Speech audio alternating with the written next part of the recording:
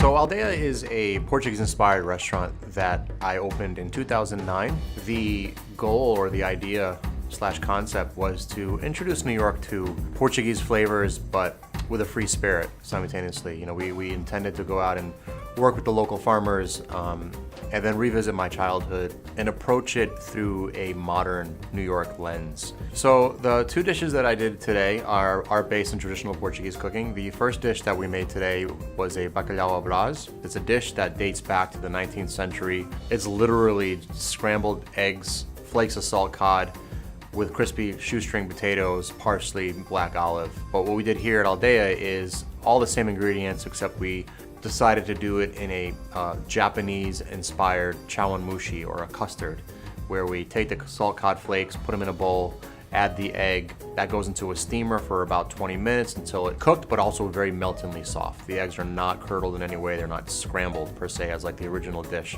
And then we make, in addition to the salt cod itself in the dish, we infuse milk with salt cod flakes, and that's the mousse that we put on top in the middle of the shoestring potatoes, flecked with parsley. And then the black olives, instead of just serving whole black olives as is in the traditional dish, we decided to amplify the flavor of black olive by drying them in the oven and chopping them a bit, so you get this slightly chalky but also chocolatey, intense olive flavor. The second dish that we made today is called shrimp alinho. Alinho is actually a Portuguese slang term that means garlicky. So it's a dish that is not in many Portuguese cookbooks. There's different versions of it, but it's something that I grew up eating as a kid. So it's literally shrimp that's been sauteed or poached in olive oil that's infused with paprika and garlic. Here at Aldea, we take the approach where we add a little bit of texture to the shrimp by crisping it and caramelizing it on the plancha. So get a bit of Maillard technique and browning the outside of the shrimp.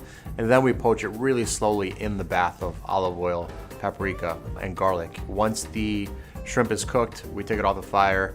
We finish it with some fresh lemon juice and chopped fresh parsley. So to really zoom in on the flavor of the shrimp, we roast the heads separately in a pan, and we deglaze with brandy. There's some vegetables in there, fennel, onions, and garlic, a little pinch of saffron. We add some water, and we literally let the heads cook in this broth, and then we take them out and we put them through a food mill and to mash the heads and excrete all that flavor. So in essence, it's a shrimp jus.